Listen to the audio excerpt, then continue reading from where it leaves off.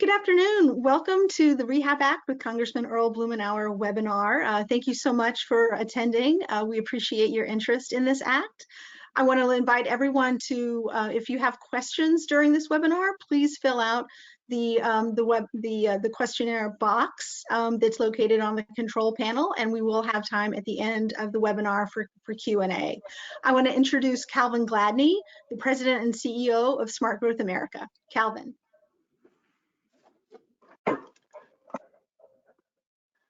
Thanks, Jill, and welcome everybody. And always a special thanks to the Congressman. I'll introduce you in a second. Thanks for spending time.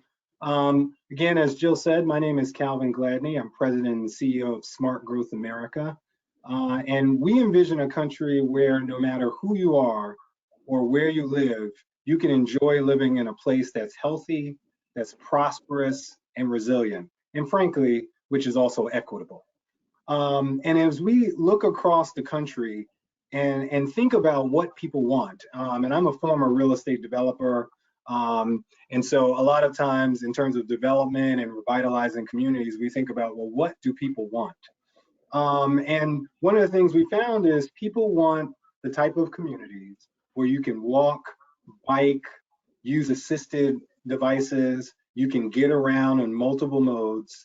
And they want those type of communities where they can use any of those modes to get to transportation options and to have good access to jobs, services, and amenities they need. And so we know that's what people want. That's why those areas tend to be more expensive. The problem is that there is a market flaw. And the market flaw is that most of what gets built is suburban housing that you mainly can only drive to, and you live in those areas where you have to get in your car to get to jobs, to get to services, to get to daily amenities, to get to the daily things that you need to do to live. And we believe, as I said in the beginning, not that you shouldn't be able to live in those places, but that everybody should have the opportunity, if they so desire, to live in the more walkable, multimodal community that has access to good transportation and therefore jobs and services. And so part of our goal as an organization is when we see a market flaw where on one hand, mostly what's being built is drivable suburban housing, but what people want more of and the opportunity to access are walkable communities with lots of amenities. And so when we heard that the Congressman was going to sponsor what we're calling now the Rehab Act, which is the Revitalizing Economies, Housing, and Businesses Act, HR 1438, if you want to get that detailed. The Rehab Act, we're behind it in full force because we know that that market flaw that I described, that mostly suburban drivable housing is being built, where folks want housing that has good access to transportation, has a multiple opportunities for walking, for biking, multiple modes, and frankly, is affordable to a spectrum of people so that more people can live in walkable, transit-rich environments. When we heard about the Rehab Act, we knew that this was the act that we would back because as it creates a federal tax credit that says you can redevelop older buildings that aren't necessarily historic, like a historic tax credit, but are older. And actually you can redevelop those buildings using this tax credit so long as it's near public transportation. And that also built into the act was the idea of not only incentivizing, older buildings being redeveloped near public transportation, but also affordable housing, as well as the ability to use the tax credit to pay for the infrastructure that we need. So when we talk about a walkable environment, it's sort of like most of the time financing sources only pay for the building, but not the environment that we want to build to make it walkable, viable, and healthy. And so we're backing the Rehab Act and knowing that it is the right way to go, and are very proud and honored to be able to support the efforts that Congressman Blumenauer is pushing, because we know that if we can achieve our North Star, again, no matter where you live, no matter who you are, you can enjoy living in a healthy, prosperous, equitable, and resilient place. We know to do that, we need to have more federal policy like the Rehab Act. And that will help create more communities where people can have at least the choice and the opportunity to have those type of communities they desire. So that's why we're here. And I also get the honor and privilege to introduce the congressman himself, who has spent, in a very busy day of all days, carved out some time to share some remarks with us. But let me briefly introduce Congressman Blumenauer to you, to the extent you don't already know him. First of all, I'd say more casually, none of these issues are new to the congressman. Elected to the House of Representatives in 1996, but he was on the Transportation and Infrastructure Committee until 2007, and so seeing how the intersection of housing, transportation, and infrastructure plays out when it comes to federal policy and the challenges and obstacles that were happening to get to the type of communities we need. He's currently a member of the Ways and Means Committee, where he chairs the subcommittee on trade, which also gives him a cat's bird seat to kind of see how these issues are playing out in real time, both in terms of policy, but also from his constituents obviously being from the great state of Oregon, where he represents the 3rd Congressional District. So Congressman Blumenauer, thank you for spending the time today to share some remarks on why you're sponsoring this great Rehab Act. And so with that, I'm going to hand it over to you. Thank you, sir. Well, thank you, Calvin. Thanks for the kind introduction, and thank you for the work of Smart Growth America. I mean, you laid it out. People want resilient communities. They care about equity. We want more choices for our families that do not tether them to spend vast amounts of time and money in an automobile, being able to access things that matter to them. As Smart Growth America has been in the forefront of changing the mindset, we understand that our communities, our environment are shaped by billions of individual choices that are made every day about where we live, how we move, what we eat, where we shop. Being able to tie together transit, affordability, the opportunity to rehabilitate existing structures, an opportunity for us to make progress on that bigger picture. This is the challenge of our time, to be able to revitalize communities, to empower families, to be able to give more value, more choices, more equitable opportunities for people to thrive. Our legislation that you are considering with us is the Rehab Act, as we call it, is an important part of our suite of community development initiatives. Every community has deep concerns about affordability, accessibility, and maintaining a sense of place. Too many communities face financial pressures to either tear down older buildings or build new developments that are inaccessible to jobs and services. And as you know, the most desirable place to live, even during and after the COVID-19 pandemic, is near public transportation. Transportation is the largest or second largest item in the family budget. I have introduced the Rehab Act in response to these pressures. Housing and commercial development near transit can be some of the most expensive in any city, and it often makes equitable development a near impossibility. By creating the rehab tax credit for non-historic buildings located near public transit and providing a bonus credit for public infrastructure and affordable housing, the legislation will make better, more equitable projects pencil out in a way that they simply won't absent this subsidy.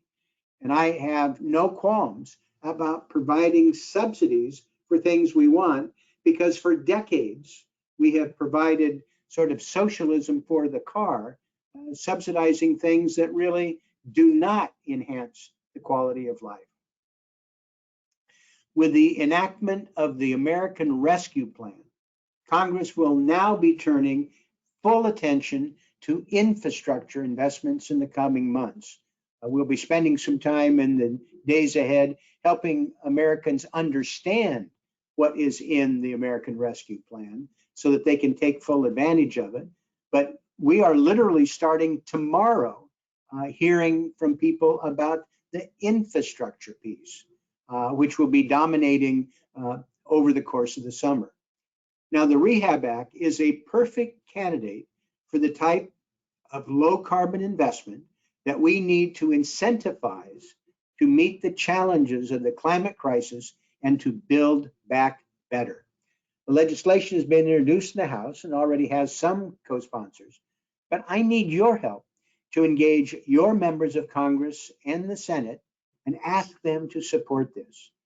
As Congress evaluates different pieces of legislation for inclusion in an infrastructure package, candidly, the number of members of Congress who are co-sponsoring the legislation will factor in heavily. And I look forward to being your partner in Congress to build the list of supporters, make the case, and ultimately enact the Rehab Act as part of our infrastructural package that'll be moving forward. I deeply appreciate the chance to visit with you. I admire and respect the work of Smart Growth America and look forward to continuing being your partner. And let's start with the Rehab Act. Thank you. Thank you very, very much. Congressman Blumenauer, thank you so much. Thank you for joining us for this webinar. We really appreciate your time. And of course, we appreciate all the advocacy that you're doing. Great. Well, we'll look forward to the next steps. Absolutely. Thank you so much. You Next, betcha. Next, I'd like to present Jeff Ziarko, who's the founder and principal of Economic Policy Strategies, to talk a little bit more in depth about the Rehab Act. Jeff? Thanks, Jill, and thank you so much, Congressman Blumenhour, for all of your leadership on this. Calvin and the congressman have really covered a lot of it. You know, as they both said, you know, we're faced with a situation today where our markets are continuing to provide drivable suburban housing. You know, even as we know that demand is shifting to walkable urban places. And this mismatch has led to prices just spiraling in those areas. So, you know, why is it that this continues to be the case, given that the rents in these more desirable locations are higher? And you know, part of it's very local with some outdated zoning, or if you're on this webinar, you're probably very familiar with the barrier that NIMBYism can play, but also cost is a real issue. It's simply more expensive to rehab older buildings than to build new, especially compared to suburban locations. There are very often additional costs associated with outdated and undersized infrastructure, which developers are very often asked to bear as local governments struggle to meet those needs. You know, there's also the reality that you know, our existing suite of federal community development incentives that the congressman referenced are often you know, either limited in their volume or limited in their scope. And you know, the pre-approval process associated with most of them can limit participation for smaller developers. So and the pandemic has really exacerbated all of these problems. So again, what does the Rehab Act do? It tries to create an incentive for, and Jill, if you could skip ahead to the next slide. Thank you. It seeks to provide a tax incentive for mixed use, mixed income, walkable development. So it's a project-based tax credit for the rehabilitation of buildings that are at least 50 years old and that are located within a half a mile of a existing or planned fixed transit stop. And so this includes certainly, you know, traditional subways, but also bus rapid transit, ferry terminals, commuter rail, Amtrak, and really it takes an expansive view of fixed guideway transit. The eligible expenses, for those of you who are familiar with the old 10% credit under Section 47, we build off that, so it's similar to that credit, but we expand it to include expansions and adjacent buildings. So again, trying to recognize that a lot of these transformational developments take place really on a project basis. It's a whole block or a part of a block, not just a single building. We also, to get at this issue of developers being asked to upgrade public infrastructure, allow those expenses to be eligible for the credit. And those sort of basic rehab expenses are eligible for a 15% tax credit. Two categories, though, get an extra 10% credit. Those public infrastructure credit or public infrastructure expenses, but also if you have housing in your mixed income development and you make that what we call attainable housing. So it's a similar concept to the low income housing tax credit, but with a little bit higher income levels. Some folks call this workforce housing. We use the term attainable, but a similar concept. If you're willing to rent restrict those units, then you get an extra 10% on those expenditures, so for a total of 25%. And so what we think will happen if this is enacted, there are a couple of good outcomes that we hope will happen. One, we hope this will promote equity by encouraging investment in these attainable housing, in walkable communities near transit where we really need them the most. We hope it'll provide an important incentive to invest in our nation's downtowns, many of which have faced decades of disinvestment. And again, I'm really focusing on that investment near transit. As Mr. Blumenauer alluded to, it is part of a variety of policies that can help address the climate crisis by encouraging greater density in public transportation. There's also the reality that rehabilitating existing assets conserves materials and energy. And again, this is as we look to upgrade our public infrastructure, which I think, again, if you're on this webinar, you probably agree is long overdue.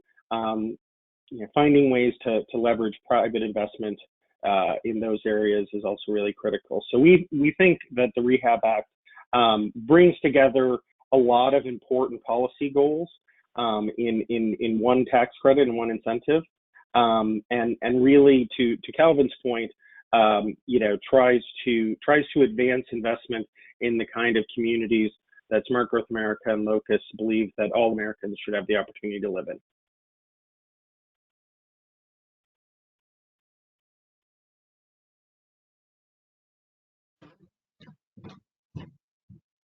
Thank you so much, Jeff.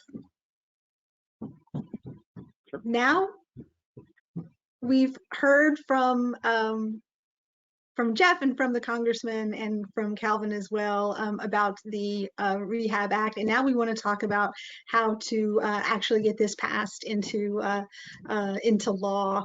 And the strategy that we're pursuing is, number one, getting more co-sponsors in the House. And in particular, we are looking for outreach to the members of the House Ways and Means Committee, which is listed here on this slide.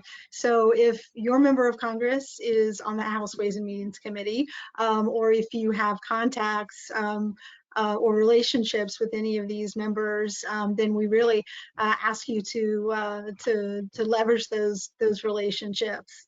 We're also looking for a sponsor in the Senate, on the Senate side. So if you have senators who may be interested in the Rehab Act, then definitely let's pursue those options. So I mentioned leveraging relationships. First, we do want you all to reach out to your members of Congress, and for those you have relationships with, to educate them about the Rehab Act, and again, to make sure that they are considering sponsoring the legislation. We're also looking for you all to reach out to state and local officials that you have relationships with. It's often those state and local folks who can best speak to the benefits of the Rehab Act, how it will change things on the ground where they are. And that's a message that members of Congress really do need to hear. And to that effect, we will be putting together a sign-on letter for state and local officials to send to Chairman Neal of the House Ways and Means Committee. And also any supporting organizations or organizations that are potential supporters for the Rehab Act. We definitely need you to reach out to them and let them know about the Rehab Act and ask them to really just reach out to their networks, to their members, to get them excited about the Rehab Act. So I'm sure you all are excited about the Rehab Act and raring to go and want to know what are 3 things that I can do right now as soon as we get done with the webinar to make change. And the first thing you can do is complete our action alert on our website. And I do want to mention that that there are handouts for this webinar, so you don't have to jot down these links. Just access the handout tab on your control panel. Next, you can post on social media using the hashtag Rehab Act. That'll be a great way of making it known to all of your social media networks just how important the Rehab Act is to you. And finally, sign up for the LOCUS email list. If you're not already on that, you'll get updates on the Rehab Act as well as the other work that LOCUS is doing. So resources, in addition to those handouts that I mentioned that are available to all of you today on the webinar, we do have information on our website about the Rehab Act. We have the action alert that I mentioned, and we also have a 1-page infographic that does a good job of detailing the highlights of the Rehab Act. So all of those things are available for everyone on our website. And just a pitch for membership, if some of you are not yet LOCUS members, I hope you will consider joining us to support the rehab work and the Rehab Act work that we're doing, and also just to get involved with a great coalition of real estate developers and investors who care passionately about smart growth policies. And finally, please contact me if you have any questions or any great ideas about how to move the Rehab Act forward. My email address is jborak@locusdevelopers.org. Wonderful. Now we're ready for Q&A. Participants, or panelists rather, if you want to turn your mics and your cameras back on, we'll go. There we go. Great. Wonderful. All right, first question. The title of the invitation I received for this webinar was "The Current Real Estate Market is Flawed." I've been writing about that too, as has Alan Durning of Sightline Institute, who recently wrote, "A home equity focused housing policy is a bad way to run an economy because it diverts investment capital from productive to unproductive uses, boosts inequality, dampens job creation, and widens economic and racial disparities." The question is, how can we create a US policy that's really about housing rather than real estate appreciation? Actually, I'm going to let Jeff jump in on that one because I think he has some good thoughts.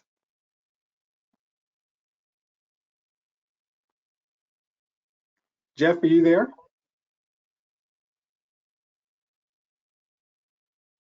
Oh, it looks like we might be having a little bit of a technical difficulty with Jeff. Well, hi, Jeff.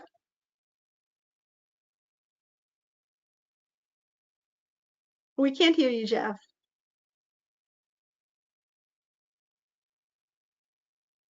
We can't hear you, Jeff.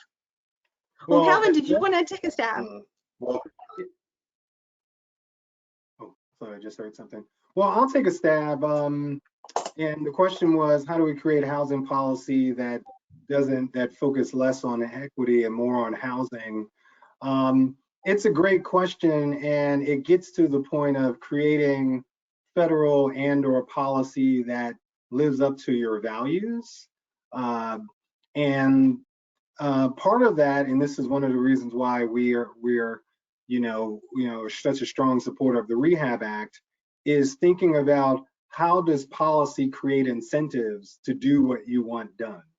And if you think about some of the policy incentives currently, there is an incentive there. What has happened is we have policies that don't specifically create the incentive for many of the actors who are actually doing or not doing the things we want in the market. So, when it comes to individual deductions and things that really focus on the individual homeowner, if you think about, we're trying to create a marketplace that develops more supply of walkable, transit-rich communities.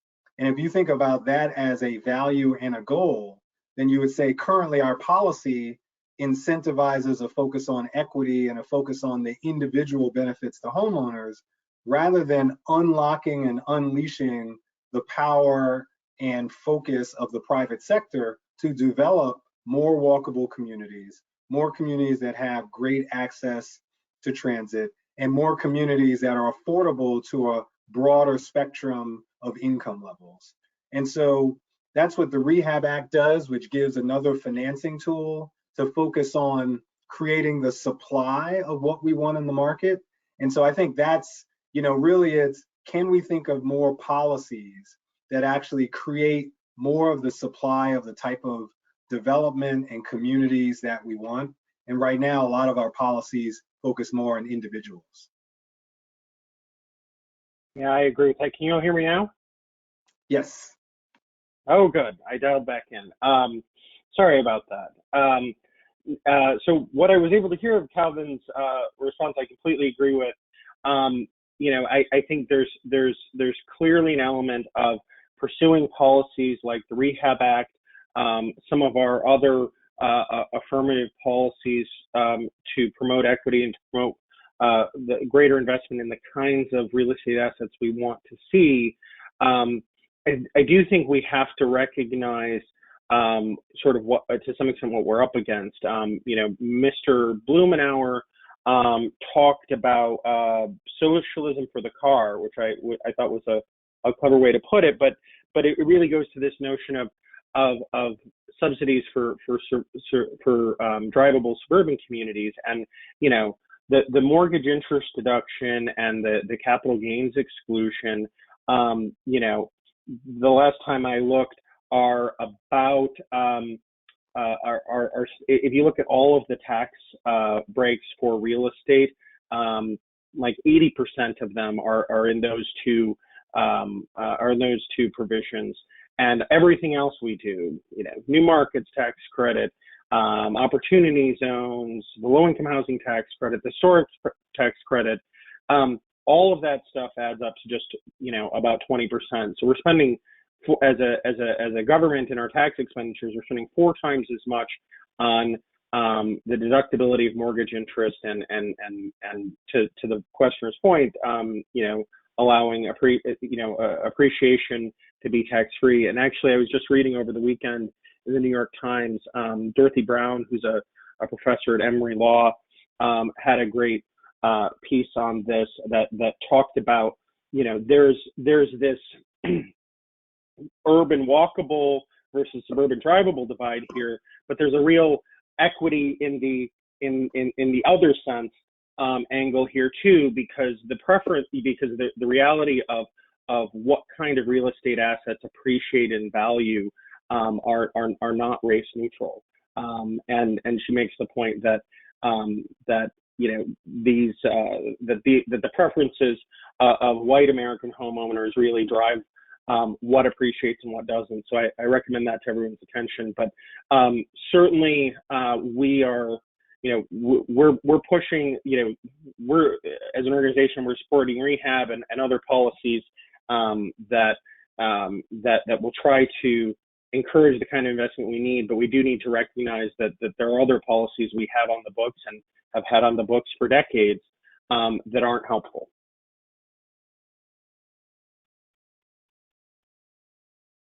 Thanks for that. Okay, big question. How does the Rehab Act fit into the just released $3 trillion infrastructure bill? If it was, has it been released since we've been on the phone or since we've been on the webinar? I think when I was quickly trying to down some lunch before I dialed in, I saw on CNN that the White House staff is planning to present the $3 trillion plan to the president later this week. Look, clearly that is a vehicle. That is a massive investment in infrastructure that I think for a variety, I think there are going to be lots of things in there that LOCUS and Smart Growth America are very supportive of, and we hope that effort is successful. Certainly, we would hope that the Rehab Act can be included in that, and we'll be working with Mr. Blumenauer and others on the committee and folks in the Senate to try and make that happen, which is why, as Joe was pointing out, you're building that support and building that groundswell of support in the Congress is really important to help make that happen. At this point, I think it's fair to say that, even within the administration, I sort of expect the public release of the administration's infrastructure plan to be relatively general, and I think Congress will have a lot to say about the particulars. And so we're hopeful that as that sausage making process unfolds, there's an opportunity to include this policy. Can I add one little point here that I think sometimes you just have to stop and say it because it doesn't get said enough. When we talk about what we're trying to finance or create policy to be able to finance this certain type of communities, small towns, rural America also will benefit from this policy and these financing tools. This is not just a tool for sort of urban environments. So I think sometimes when people hear walkable communities, they sort of think, well, you don't mean my small town, you don't mean my kind of more rural environment. But it's definitely, that's not true.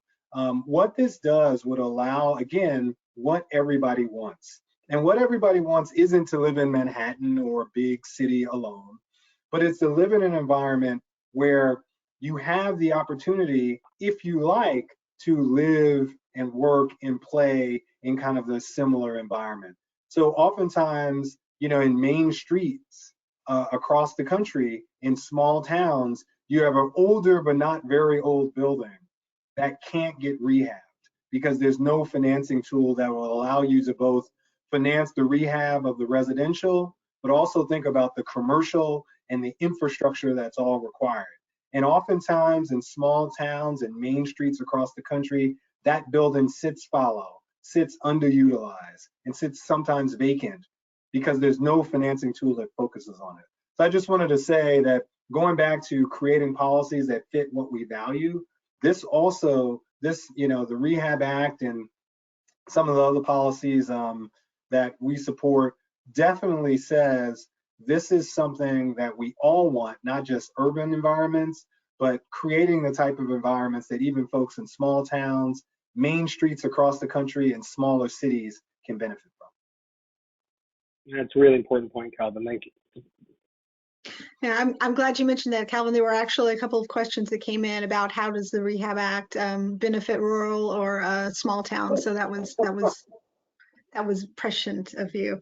Wonderful. Next question. Can this Rehab Act be expanded to include transit-oriented development located along the rail corridor? So, to the extent, you have to be within a half a mile of the stop. So to the extent the question is, along the corridor, between stops, if you're farther away than a half mile, the goal is really to try and, to encourage development where folks can walk to the station. And so the folks at Smart Growth America, who know this stuff much better than me, tell me a half-mile radius is sort of the sweet spot there. You know, I would say, and so that's really the focus. It is existing and planned stops. So to the extent, you know, I live in Washington D.C. and I remember moving to a neighborhood. You know, I was renting, but just before a new metro stop was put in. You know, and they were building it forever, and it was a very exciting day when it opened. Jeff. So you're dating yourself. What's that? Yeah, New York Avenue Metro went in a long time ago. I know. But you know, so to the extent that there's a planned stop in that corridor, and there's a full full funding grant agreement with the federal government, that would qualify. But otherwise, it wouldn't. And so there's that policy reason, and for those of you who know Mr. Blumenauer, you know how important the transit nexus is to him. But also, you know, I think the last question also showed the difference you get between somebody who works, you know, sort of in legislative advocacy versus someone who comes from a development background.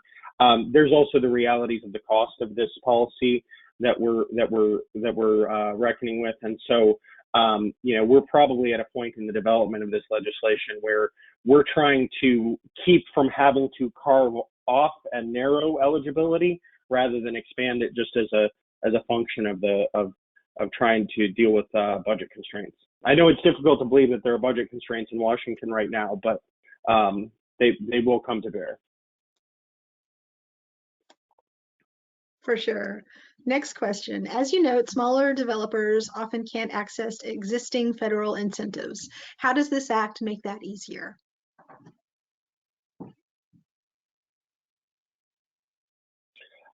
So I guess and you know, I think this is probably an area where you know, Calvin with his background can probably also really add something valuable. You know, one of the things that's been very important to LOCUS in this is that you know, like low-income housing tax credit, new markets, you have to go through this whole process of being approved for to actually get your hands on the tax credits. Even the historic tax credit, there's a pretty elaborate National Park Service process. And so the goal here was to streamline the compliance as much as we could. Here, really, you just have to show that that the building isn't a historic structure, and then you can go, you know, do your development. You have to track your the qualifying expenditures, but the goal would be that you just file your return. So by not having sort of a gatekeeping function to access the credits on the front end, we hope that will make it a lot easier for small developers. That's exactly right. It's about streamlining and simplifying the process so that more can access it and not have the administrative burden be the hurdle for accessing the financing tool. And I think this accomplishes that.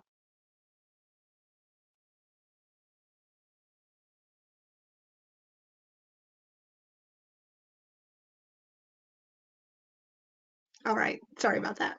There are some cities that designate historic structures for a plurality of buildings. So is the historic limitation only buildings that are federally designated, or does it apply to local and state designations as well?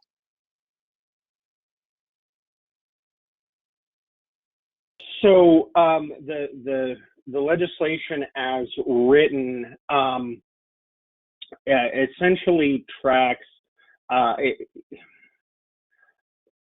It is that it has to be non-historic for federal purposes, as I suspect this the person asking the question knows. State historic preservation offices often play a role in that. Not to bore everyone to tears, but we, you know, the old 10% credit had a process where you know, it had a restriction that if you were in a federal historic district, you had to show that the building was not contributing to that. It would be a similar process outside of historic districts. So you sort of have to go to you know, you just have to sort of show that it's not. And I think it's a little bit of an open question at this point as to whether that whether what the role of SHPOs would be in that.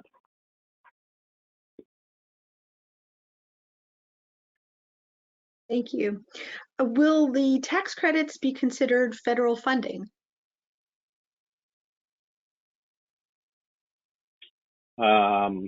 This is where I wish we could ask the follow-up.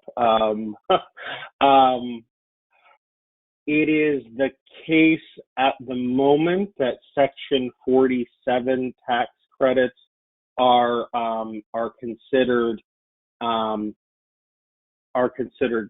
taxable. So that you essentially you have a basis adjustment when you have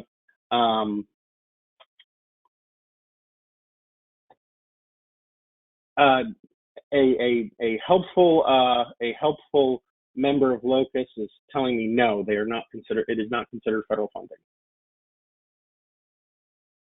Thank you. Next question, why was a tax credit chosen, which seems to benefit only higher income individuals?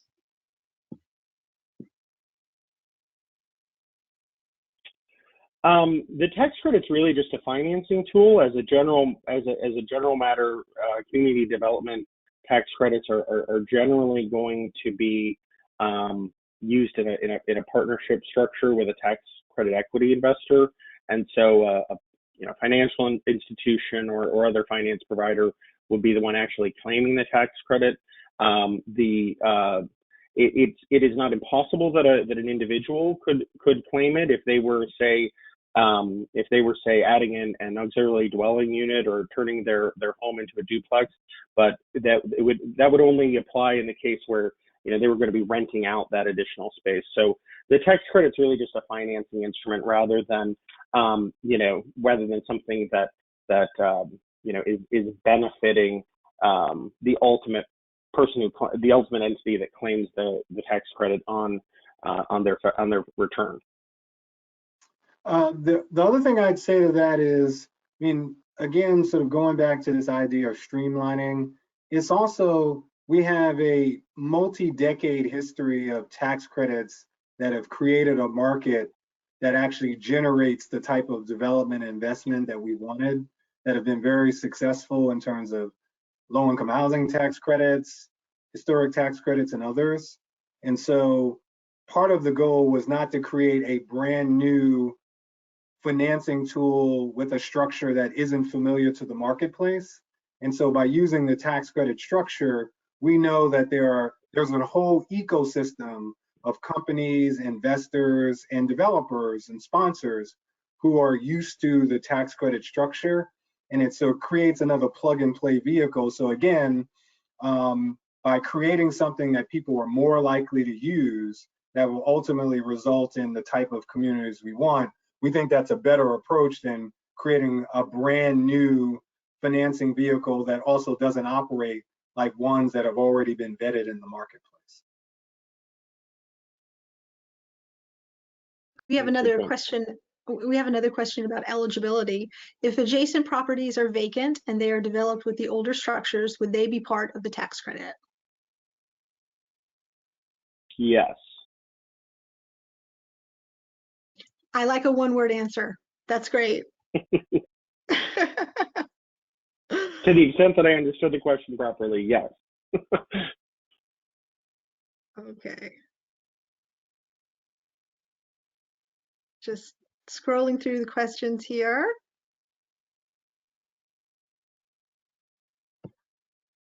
Here's a question. With the explicit intent to target walkable environments in an equitable way, can this bill be targeted in a way to avoid the opposite? For example, every rehabilitation project in the upscale areas of Boston and New York would directly benefit from this, but they may not need the incentive to rehab a building on Beacon Hill.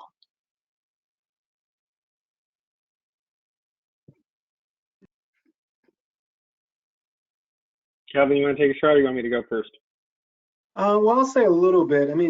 Part of this is thinking about the overall market and saying what happens is additional supply in any market at any level reduces or creates a better opportunity for folks who want different levels of housing at different incomes to be able to get to that housing. So if this tool actually creates more communities that are actually less expensive that happen on Beacon Hill, that will also create the opportunity for other housing in other neighborhoods as well. So part of this is to say more supply is more supply. And if we can get more supply at any of the levels, then it may benefit Beacon Hill, but it will get us closer to more equitable communities and more equitable development, because it'll also increase the opportunity for those same type of developments and push down pricing levels, hopefully, in other communities as well. It's a really important point, and I just add to that too that the bonus, the high rate 25% tax credit for attainable housing, would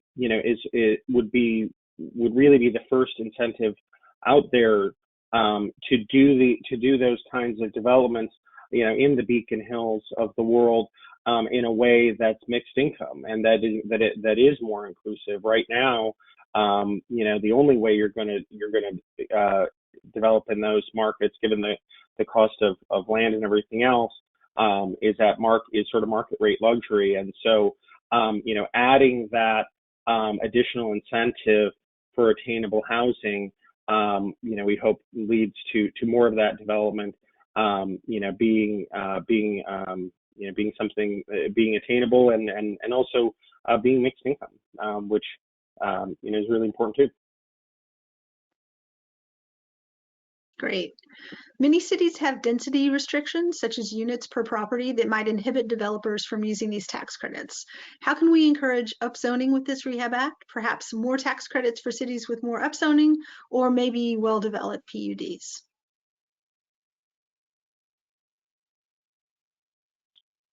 I think we agree with you, and one of the things that I think we hope, and I know we've talked about this with Mr. Blumenauer and his staff, is that whether it's upzoning, whether it's greater investment in transit, we hope that the availability of this tool will give local and state governments occasion to rethink some of those policies that are barriers, and so we hope that this is a little bit of an incentive on the local policymaker side, in addition to in the development marketplace, pushing harder than that on local communities and their zoning policies is a difficult thing to do through the tax code. Although Calvin, you may have some ideas on in other areas of federal policy where the policy levers are better suited to that. Jeff, don't try to get me in trouble. We really do believe in local control when it comes to zoning matters, just because the character and market-based issues are so different depending on what community you're speaking of. But with that said, we do believe in a carrot approach, which I think the Rehab Act does, and sort of Jeff was alluding to, which is if you create a market-based incentive that the federal government backs, that would allow the market, the private sector, to see the possibilities that would be created by having financing tools that create more mixed income, mixed use environments with the infrastructure to match, including transportation options. Once you create that carrot that says, wow, this is actually possible, my community actually can have this. I have private sector developers and investors who are responsible, who are thinking about my community's health, prosperity, and resilience.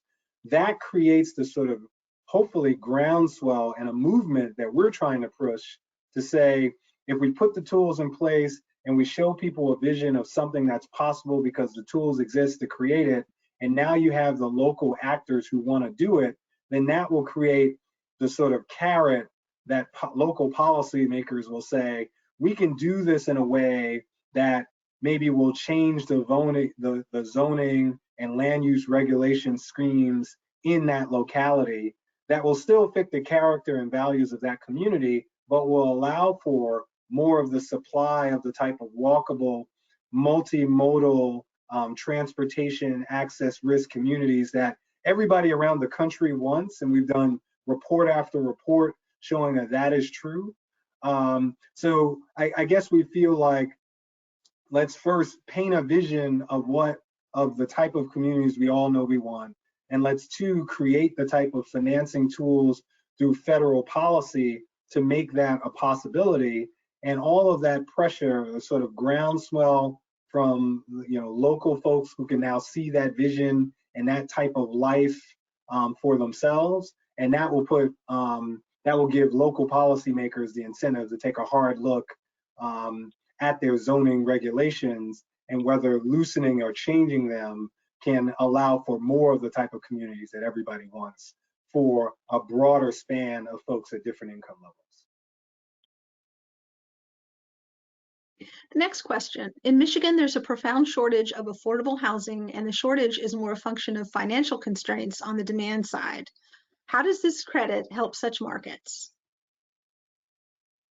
Did you say financial constraints on the demand side? Is that what you said? That is the question.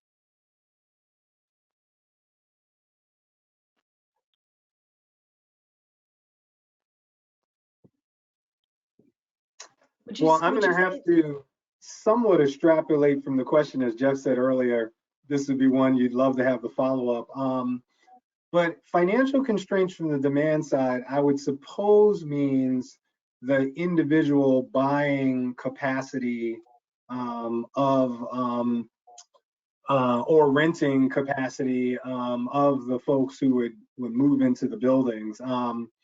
And I would say a couple of things. One is, again, what we're trying to do here and what we're trying to support is federal policy that will create more mixed use, mixed income environments that allow for more people at different income levels to either stay in their community or actually move to a community that they can afford, but move to a community they can afford, but not have to have a car as the only way they can find a place that they can afford.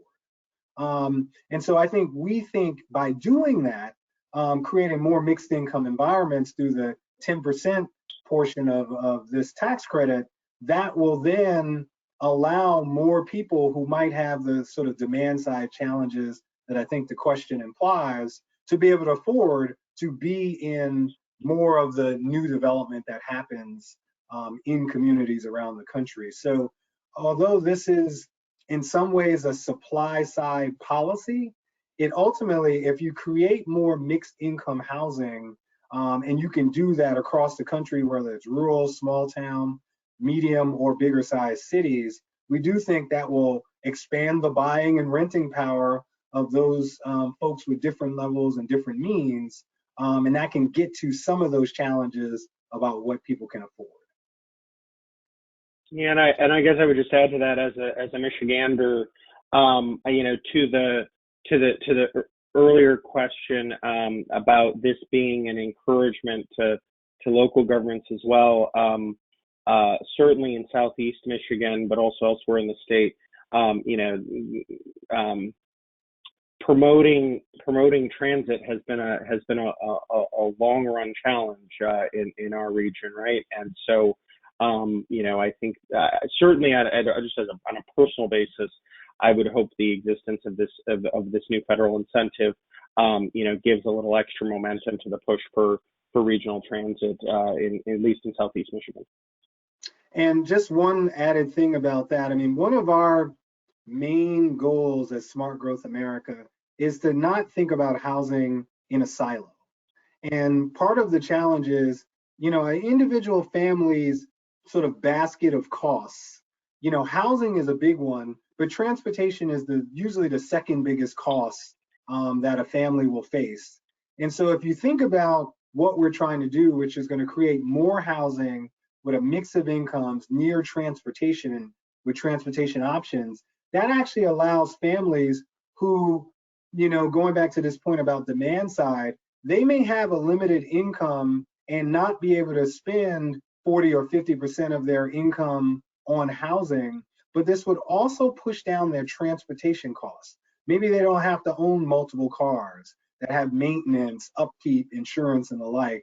So we think this could push down their housing costs and potentially their transportation costs as well. So again, to the extent folks have, a challenge is what income they can bring to bear, this would give folks more options to live in places, as Blumenauer said, that aren't beholden and you have to have a car. And if you can do that, that actually allows people to, it increases their spending power. So we think that demand side challenge can get dealt with in that way as well.